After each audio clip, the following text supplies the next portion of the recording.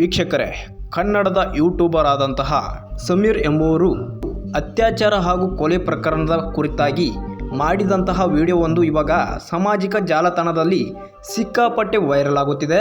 ಸೌಜನ್ಯ ಅವರ ಕೇಸ್ಗೆ ಸಂಬಂಧಪಟ್ಟಂತೆಯೇ ಏನೆಲ್ಲ ಮಿಸ್ಟೇಕ್ಗಳನ್ನ ಮಾಡಿದ್ದಾರೆ, ಯಾವ ರೀತಿ ಇಲ್ಲಿ ಮೋಸ ಆಗಿದೆ ಎಂಬುದರ ಬಗ್ಗೆ ಇಂಚಾಗಿ ಮಾಹಿತಿಯನ್ನು ಹೊರಬಿಟ್ಟಿರುವಂತಹ ಯೂಟ್ಯೂಬರ್ ಸಮೀರ್ ಅವರ ಈ ಒಂದು ವಿಡಿಯೋ ಇವಾಗ ಸಿಕ್ಕಾಪಟ್ಟೆ ವೈರಲ್ ಆಗಿದ್ದು, ಅದರಲ್ಲೂ ಯೂಟ್ಯೂಬ್ನಲ್ಲಿ 1 ಕೋಟಿಗೂ ಅಧಿಕ ವೀಕ್ಷಕರು ಇವಾಗಲೇ ಈ ಒಂದು ವಿಡಿಯೋನ ನೋಡಿದ್ದಾರೆ. ಸಮೀರ್ ಅವರು ತಿಳಿಸಿರುವಂತಹ ಈ ಒಂದು ವಿಡಿಯೋದಲ್ಲಿ ಸೌಜನ್ಯ ಅವರ ಕೇಸ್ ಅನ್ನುವಂಥದ್ದು ಯಾವ ರೀತಿಯಾಗಿ ಇಲ್ಲಿ ಅನ್ಯಾಯವಾಗಿದೆ ಎಂಬುದರ ಬಗ್ಗೆ ಪ್ರಾಕ್ಟಿಕಲ್ ಆಗಿ AI ನಂತರ ಇಮೇಜ್ ಆಗಿರ್ಬೋದು ವಿಡಿಯೋಗಳನ್ನ ಬಳಸ್ಕೊಂಡು ಪ್ರಾಕ್ಟಿಕಲ್ ಆಗಿ ಈ ಒಂದು ವಿಡಿಯೋದಲ್ಲಿ ತೋರಿಸಿದ್ದು.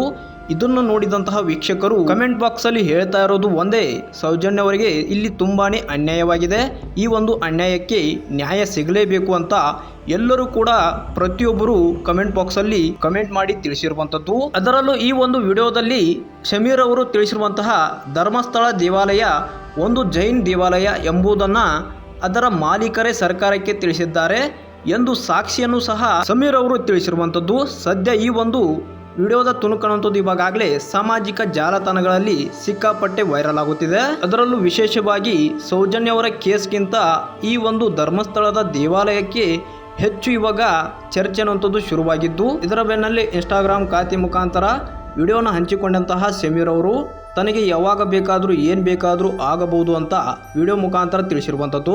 ನಂತರದಲ್ಲಿ ಪೊಲೀಸರು ಕೂಡ ಸಮೀರ್ ಅವರಿಗೆ ನೋಟಿಸನ್ನು ಕೊಡುವ ಮುಖಾಂತರ ವಿಚಾರಣೆಗೆ ಹಾಜರಾಗುವಂತೆ ತಿಳಿಸಿರುವಂಥದ್ದು.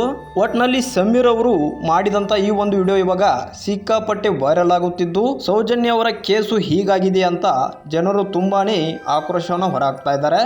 ಒಟ್ಟಿನಲ್ಲಿ ಸೌಜನ್ಯ ಅವರಿಗೆ ನ್ಯಾಯ ಸಿಗಬೇಕು ಅಂತ ಎಲ್ಲರೂ ಕೂಡ ಇವಾಗ ಹೇಳ್ತಾ ಇರುವಂಥದ್ದು. ಸತ್ಯ ಯಾವತ್ತಿದ್ರೂ ಗೆದ್ದೆ ಗೆಲ್ಲುತ್ತೆ ಎಂಬುದಕ್ಕೆ ಈ ಒಂದು ವಿಡಿಯೋನೇ ಸಾಕ್ಷಿ. ಒಟ್ಟಿನಲ್ಲಿ ಅನ್ಯಾಯವಾಗಿರುವಂತಹ ಸೌಜನ್ಯ ಅವರಿಗೆ ನ್ಯಾಯ ಸಿಗಬೇಕು ಅಂತ ಎಲ್ಲರೂ ಕೂಡ ಹೇಳ್ತಾ ಇರುವಂಥದ್ದು.